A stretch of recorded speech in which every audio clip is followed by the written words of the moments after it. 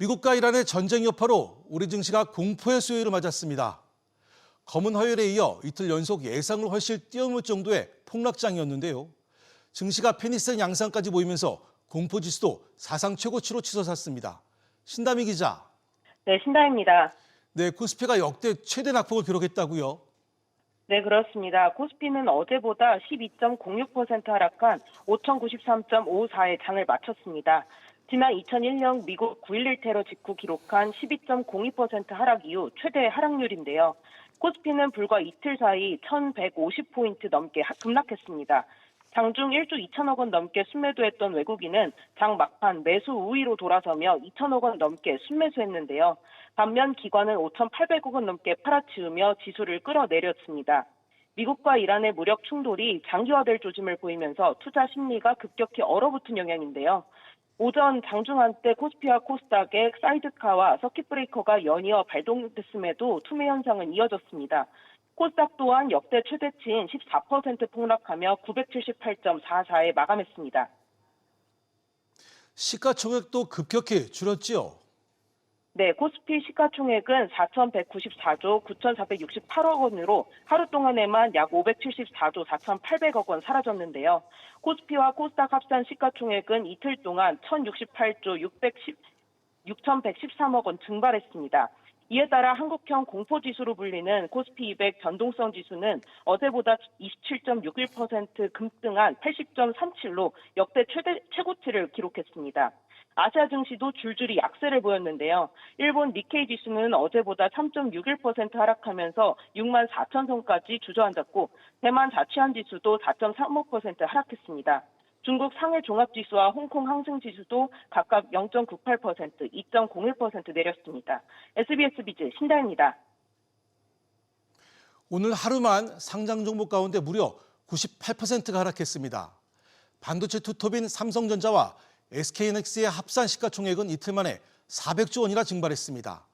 폭락장 속 도피처로 여겨졌던 방산주마저 무너져 내리며 피할 곳이 없게 됐다는 말까지 나오고 있습니다. 최윤아 기자. 네, 최유다입니다. 네, 삼성전자가 17만 원까지 주저앉았네요. 네, 삼성전자는 어제보다 11.74% 내린 17만 2,200원의 정규장 거래를 마쳤습니다. 22만 8,500원까지 올라 사상 최고치를 찍은 뒤 불과 사흘 만에 17만 전자로 주저앉은 겁니다. SK하이닉스는 9% 넘게 내려 90만 원 밑으로 내려왔습니다. 삼성전자와 SK하이닉스의 합산 시가총액은 200조 원 가까이 증발했습니다. 어제 하락분과 합하면 이틀 동안 400조 원이 날아간 셈입니다. 이란이 호르무즈 해협 봉쇄를 선언하면서 제조업 중점 국가의 타격이 불가피해져 투자 심리가 얼어붙었습니다. 대형 반도체주뿐만 아니라 다른 종목들도 크게 내렸지요. 네, 방산주들도 무너져 내렸는데요. 어제 20% 가까이 상승했던 하나 에어로스페이스는 10% 가까이 하락했습니다. 어제 상한가를 기록했던 하나시스템과 LIG 넥스원도 폭락했습니다. 국내 증시가 다른 세계 증시에 비해 이번 사태에 민감하게 반응하면서 차익 실현 물량이 쏟아졌습니다. 개인 투자자들이 반사 수혜를 본 종목을 오래 보유하지 않고 바로 파는 심리가 강해진 것으로 풀이됩니다. 중동산 원유 수입 비중이 70%에 달하는 정유주들도 타격을 입었습니다. 국내 최대 정유 설비를 보유한 SK이노베이션은 16% 넘게 폭락했고 BS도 크게 내렸습니다. 어제 52주 신고가를 새로 쓴 S-오일은 장중 9% 넘게 올랐지만 10% 폭락한 채 거래를 마쳤습니다. SBS 비즈 최윤아입니다. 국내 증시가 열이틀 폭락하면서 투자 심리도 급속히 얼어붙고 있습니다. 언제 매수에 나서야 될지가 가장 궁금한 포인트인데요. 증권가에선 과열이 일부 해소됐다며 투자 기회로 봐야 한다는 의견도 나오지만 신중론도 만만치 않습니다. 이한나 기자입니다. 6천선 돌파에 이어 7천선 기대감을 키우던 코스피가 어느새 5천선 붕괴를 눈앞에 뒀습니다. 증시를 이끌던 대형주들도 폭락하자 개인 투자자들은 저가 매수에 나섰습니다. 지수가 폭락한 최근 이틀간 개인 순매수 규모는 6조 원에 육박합니다. 개인들의 이런 반등 베팅은 상장지수 펀드, ETF 시장에서도 두드러졌습니다. 같은 기간 외국인이 100억 원어치 사들일 때 개인은 삼성자산운용의 코덱스 레버리지 ETF를 7천억 원 넘게 사들였습니다. 코덱스 레버리지 ETF가 코스피 200 지수 상승률의 2배를 추종하는 고위험 상품임에도 불구하고 이번 지수 급락을 단기 저점으로 판단한 개미들이 대거 몰린 것으로 풀이됩니다. 시장에서는 이번 하락이 추세 전환이라기보다 단기 조정으로 보는 시각이 우세합니다. 연초 이후 코스피의 50% 가까운 폭등에 속도 부담이 커진 상황에서 최근 중동 지역 긴장이 조정의 계기가 됐다는 겁니다. 단기 하락이라고 생각하고요. 기업 실적이 꺾인다라든지 빅테크 기업들의 AI 투자가 이제 둔화된다든지 아니면은 이런 고액 예탁금이 감소하면서 위험자산 선호 심리가 줄어든다고 하면은 문제가 될 수 있을 것 같은데 유동성 환경은 좀 여전히 풍부하다. 다만 중동 지역 충돌이 확대될 경우 시장 변동성이 커질 수 있는 만큼 레버리지 ETF와 같은 고위험 상품 투자에는 신중할 필요가 있다는 지적도 나옵니다. SBS 비즈 이한나입니다. 경제적으로 가장 우려되는 것이 바로 유가와 환율이 동시에 오르는 더블 쇼크입니다. 달러 환율이 지난 새벽 한때 1,500원을 돌파하면서 17년 만에 최고치를 기록했는데요. 인플레이션 압박에 채권 가격도 출렁이고 있습니다. 윤지혜 기자입니다. 달러 환율이 하루 만에 10원 넘게 올라 1,476원 20전에 마감했습니다. 미국 이스라엘과 이란 간 전쟁으로 달러 현금에 수요가 몰리면서 달러 가치가 급등한 영향입니다. 앞서 야간 거래에서 달러 환율은 한때 1,500원을 돌파했는데 글로벌 금융위기 이후 17년 만입니다. 외환당국은 환율 대응을 위한 긴급회의를 열었습니다. 한국은행은 과거와 달리 달러 유동성이 풍부하다고 설명했고 구윤철 부총리는 경각심을 갖고 모니터링하고 있다고 밝혔습니다. 문제는 단순한 안전자산 선호에 따른 달러 강세보다 인플레이션 공포가 시장을 뒤흔들 뇌관으로 부상하고 있는 점입니다. 유가 급등은 기대 인플레이션 상승으로 이제 연결될 수 있는 부분이 있기에 물가가 잡히지 않으면 연준 입장에서는 이제 매파적으로 나올 수밖에 없고요. 금리 인하 여력 축소로도 이어집니다. 국내 채권 시장도 미국을 따라갈 수밖에 없는 흐름이고요. 국채금리 상승은 채권 가격 하락을 의미합니다. 장기 금리 지표인 국고채 10년물 금리와 20년물 금리 모두 14bp 넘게 상승했는데 전 구간 상승폭이 미국 연방정부 셧다운 위기로 아시아 국채 시장이 출렁였던 2023년 10월 이후 가장 컸습니다. 주식 채권 원화 가격이 하락하는 트리플 약세 상황에서 인플레이션 우려까지 겹치면서 시장 불확실성이 극대화되고 있다는 평가가 나옵니다. SBS 비즈 윤지혜입니다.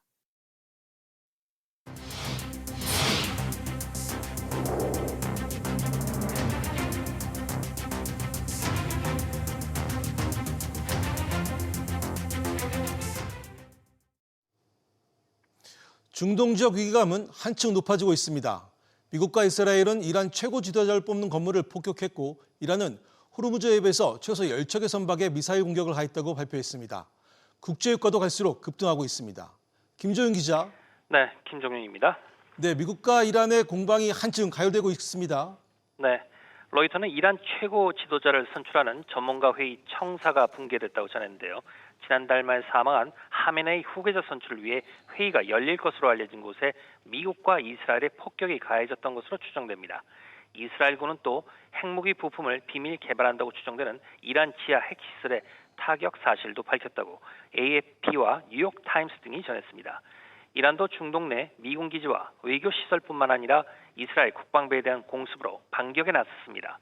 이란 혁명수비대 모하마드 아크바르자데 해군 부사령관은 호르무즈 해협에서 반복적인 경고를 무시한 유조선 10척 이상이 각종 미사일 공격에 불에 탔다고 말했다고 이란 파르스 통신이 전했습니다. 트럼프 대통령은 미 해군이 호르무즈 해협을 지나는 유조선을 호송하라고 지시했다고 밝혔습니다. 이렇게 호르무즈 해협 긴장감이 높아지면서 국제 유가와 LNG 가격은 급등하고 있지요.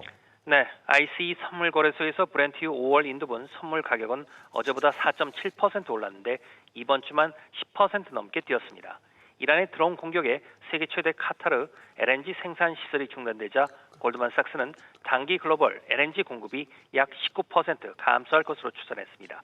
국제상품거래소에서 네덜란드 TTF 선물은 메가와트 시당 69.64 유로로 35% 상승했고 동북아 천연가스 벤치마크인 일본 한국 마커 LNG 가격도 1년 만에 최고치를 기록했습니다.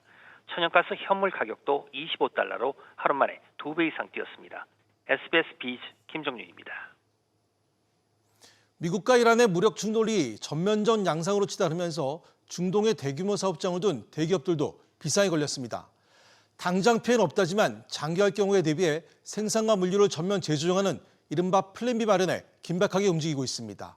조석희 기자입니다. 중동의 스마트폰과 가전 등 판매 거점을 확장해온 삼성전자와 LG전자는 회사 임직원들을 인근 국가로 옮기고 재택근무로 전환했습니다. 하지만 이란 사태가 중동 전역으로 번질 조짐을 보이면서 기업들의 고민도 커지고 있습니다. 장기화됐을 때를 걱정을 하고 있으니까 기업들이 이제 여러 가지 대응이나 이런 것들을 해오면서 좀 심각하게 바라보고 있는 그런 상황입니다. 호르무즈 해협이 완전히 봉쇄될 경우 물류비는 물론 원자재 가격 상승이 불가피한 만큼 대체 경로 확보 등을 논의 중입니다. 현대차 그룹은 올해 4분기 가동을 목표로 사우디아라비아에 현재 짓고 있는 합작 공장 건설이 지체될 가능성에 촉각을 곤두세우고 있습니다. 국내 주요 대기업들이 중동 현지에서 운영하고 있는 해외 법인은 모두 140곳, 당분간 정상적인 운영이 어려운 상황입니다.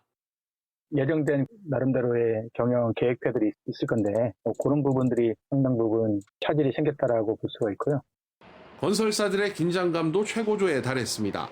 호르무즈 해협을 통한 자재와 장비 수송이 막히면 대형 플랜트 사업의 공기 지연은 물론 위약금 리스크까지 이어질 수 있습니다. 하나의 어떤 비상사태로 인식하고 컨틴전시 플랜, 그다음에 다양한 시나리오 이런 것들을 지금 우리 기업들이 만들어서 한치 앞을 내다보기 힘든 중동발 악재 속에 우리 기업들은 생존을 위한 플랜 B 마련에 사활을 걸고 있습니다. SBS 비즈 조슬기입니다. 중동 전쟁 여파로 벌써부터 국내 기름값도 치솟고 있습니다. 가뜩이나 장기화되는 고물가 상황 속에 유가 상승이 각종 물가에 더 큰 부담을 줄 전망입니다.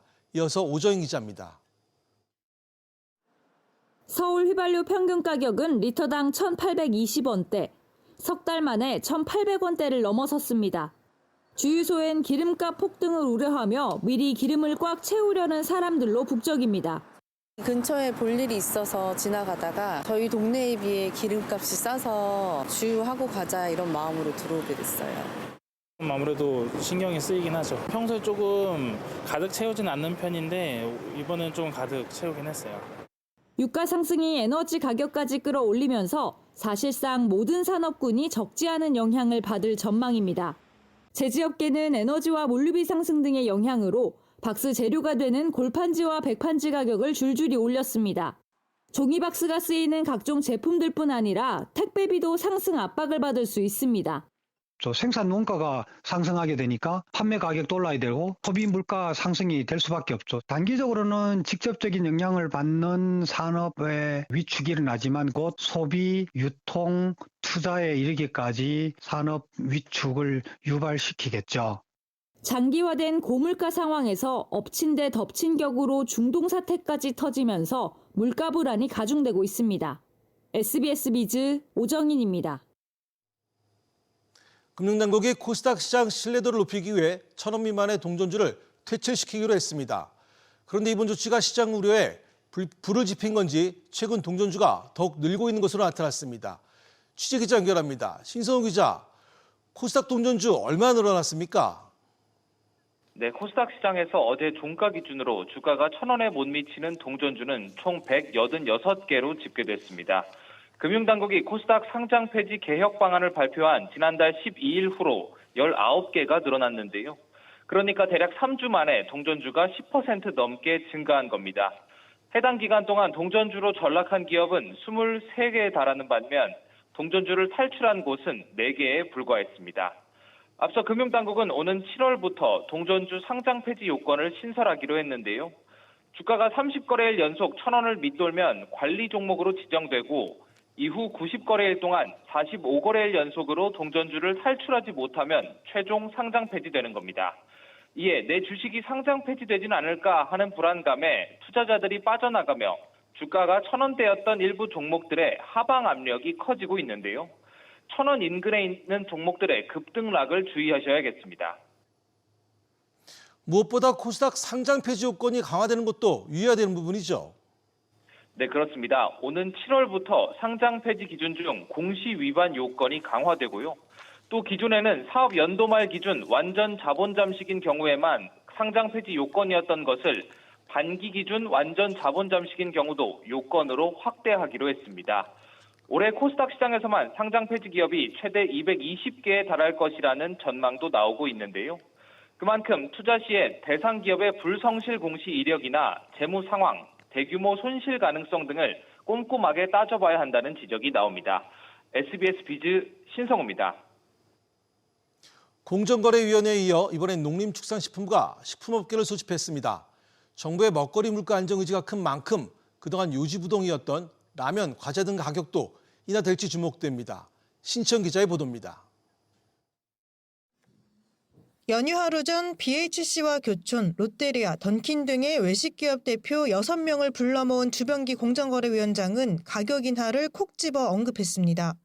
각 기업들이 합리적으로 의사결정을 하여 이러한 가격 인하가 이어질 수 있도록 많은 관심을 기울여 주실 것을 부탁드립니다. 연휴가 끝나자마자 이번엔 농식품부가 나섰습니다.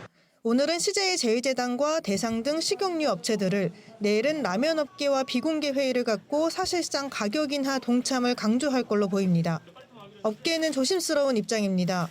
가격 인하와 관련해 오뚜기와 팔도는 검토 중이라고 밝혔지만 농심과 삼양식품은 밀가루 가격이 내려갔더라도 고려해야 할 변수가 많다는 설명입니다. 오리온과 롯데 웰푸드 등은 아예 말을 아끼고 있는 가운데 한 제과업체 관계자는 인건비 등 비용 부담이 커 가격 인하가 어려운 상황이라고 전했습니다. 수입 의존도가 이제 좀 높은 품목들은 환율도 그렇고 내리기가 좀 쉽진 않죠. 어느 정도 내릴 수 있는 유인은 좀 제공은 해줘야 되는데 그런 부분이 이제 얼마나 그 판매자들한테 와닿는 정책이 될지는 좀 두고 봐야 될 것 같고요. 지속되는 정부의 압박에 식품업계의 고심이 깊어지고 있습니다. SBS 비즈 신채원입니다. 이재명 대통령이 상시적인 물가 점검 체계를 강조하자 정부가 대응책 마련에 나섰습니다. 인공지능을 활용해 물가 이상 징후를 빠르게 감지하는 시스템을 마련하기로 했습니다. 지웅배 기자의 보도입니다. 이재명 대통령은 물가 관리 강화를 주문했습니다.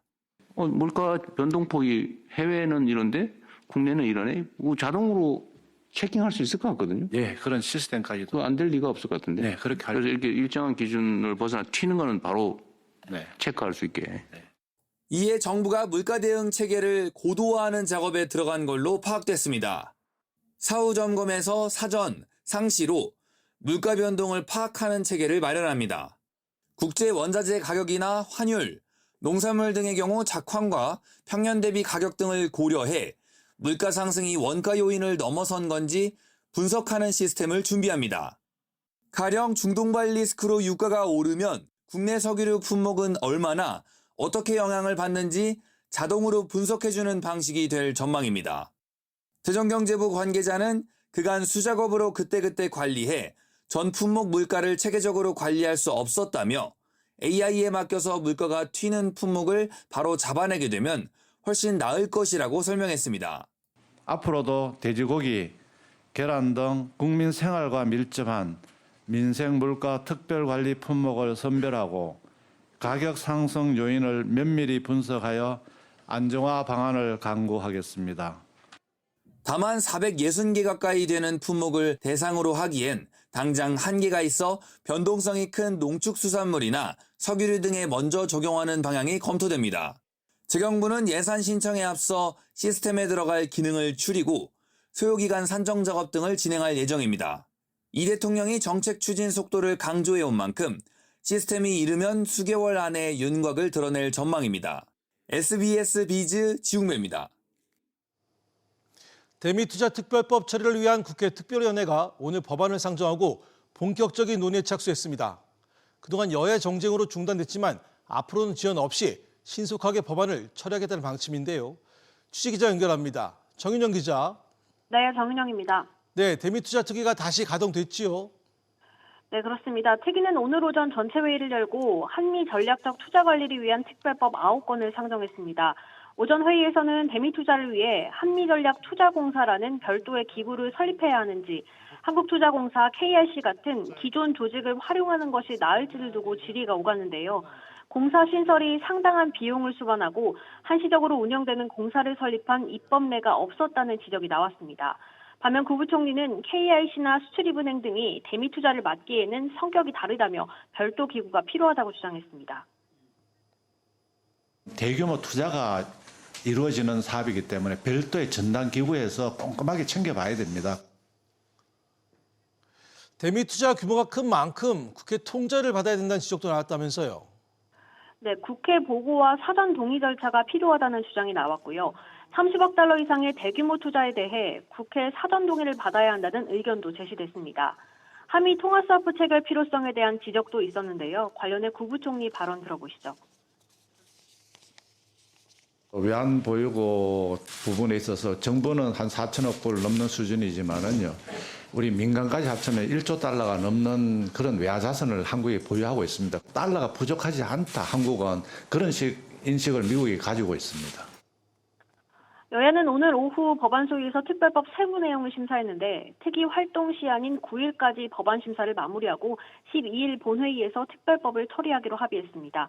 SBS 비즈 정윤영입니다. SK텔레콤이 코로나19 확산 초기 한국판 줌을 꿈꾸며 야심차게 나왔던 영상회의 서비스를 접기로 했습니다. 글로벌 플랫폼이 장악한 시장의 높은 벽을 넘지 못하고 6년 만에 사업 철수를 공식화했는데요. 박효준 기자, SK텔레콤이 이번에 접으려는 서비스 구체적으로 어떤 겁니까? 네, SK텔레콤의 AI 영상회의 플랫폼인 미더스가 서비스 종료 수순에 들어갔습니다. 당장 이달 말부터 신규 가입을 중단하고 다음 달 30일이면 모든 서비스가 멈추게 되는데요. 모바일과 PC 앱은 물론 이 접속 웹페이지까지 이용 채널이 모두 닫히게 됩니다. SK텔레콤은 기존 가입 고객도 4월 29일 23시 59분까지 서비스를 정상적으로 이용할 수 있다면서 탈퇴는 서비스 종료 전까지 진행할 수 있다고 안내했습니다. SK텔레콤은 2020년 8월 최대 100명까지 그룹 영상통화가 가능한 미더스 서비스를 출시했는데요. 정확히 5년 8개월 만에 서비스를 끝내게 됩니다. 상당히 공을 들였는데 철수하려는 이유가 뭔가요? 그렇습니다. 회사 관계자는 고객의 선호도와 효용에 대한 분석을 기반으로 한 서비스에 대한 선택과 집중 차원이라고 밝혔습니다. 고객이 늘지 않다 보니 서비스를 접는다는 건데요. SK텔레콤은 그간 미더스 서비스 확대를 위해서 각별히 공을 들여왔습니다. 단순 그룹 영상 회의를 넘어서서 300여 개 학교 원격 수업에 미더스를 제공하고 또 정보통신기술업체 더존 비즈원 플랫폼에 미더스를 탑재시켜서 B2B 시장에 진출하기도 했습니다. 줌이나 구글 미트처럼 별도의 앱 다운로드 없이도 초대 URL만 누르면 영상회의에 접속할 수 있는 서비스까지 내놨지만 결국 이용자 확대에 실패한 걸로 보입니다. SBS 비즈 박규준입니다. 전 세계적으로 AI 기술이 경쟁이 치열해지면서 우리 인재들의 해외 유출도 가속화되고 있습니다. 글로벌 빅테크들이 압도적인 조건을 내세워 인재 사냥에 나서자 우리 기업들도 이른바 사수전에 사활을 걸고 있습니다. 최주실 기자의 보도입니다. 최근 일론 머스크 테슬라 CEO는 SNS에 AI 소프트웨어 분야에서 일하고 싶다면 테슬라에 합류하라며 한국을 콕 짚어 인재 영입에 나섰습니다. 반도체 설계 기업 퀄컴 역시 한국 인재를 최적의 파트너로 보고 3D DRAM 연구개발 전문가를 물색 중입니다. 글로벌 빅테크 기업이 압도적인 연봉을 내세워 한국 인력을 전략적으로 빼내가면서 우리나라는 AI 인재 순유출 국가로 전환되는 비상사태에 몰렸습니다. 우리 기업들 움직임도 다급해졌습니다. LG는 뺏기느니 직접 키우겠다는 절박함으로 사내 대학원을 만들어 직원들을 석박사급 AI 전문가로 양성하기 시작했습니다. 저희의 비전을 AI로 해법을 설계하고 이것을 검증하고 실제 현장에 적용할 수 있는 그런 실전형 전문가를 양성하는 것입니다. 인재 양성에 그치지 않고 또 다시 사업 혁신으로 확산되는 선순환을 지향하겠습니다. 삼성전자 DS 부문 파운드리 사업부는 이번 주 서울대로 달려가 예비 인재 선점에 나섭니다. SK 역시 계열사 CEO가 직접 AI 전담 조직을 챙기며 젊은 AI 인력을 전면에 배치하고 있습니다. 하지만 기업의 고군분투만으로는 한계가 있습니다. 미국의 박사는 대부분이 자격증을 받고 가요. 누가 해야 될 일은 기본적으로 석박사 과정에서부터 충분한 장학금과 생활비를 주면서 그 사람들을 대우할 수 있는 구조를 만들어야 되고 문화를 만들어야 되는 거죠. AI 인력이 곧 국력인 시대, 한 명의 인재라도 더 지키려는 기업들의 사수전은 생존을 넘어 전쟁으로 치닫고 있습니다. SBS 비즈 최지수입니다. 금융위원회가 롯데손해보험에 경영 개선을 요구했습니다. 이에 따라 롯데손보는 2달 안에 자본금 증액 등을 담은 경영 개선 계획을 제출해야 합니다. 금융위는 이번 조치가 자본 건전성 강화를 위한 사전 예방 조치라며 보험금 지급과 퇴직연금 용량 등에는 영향이 없다고 밝혔습니다.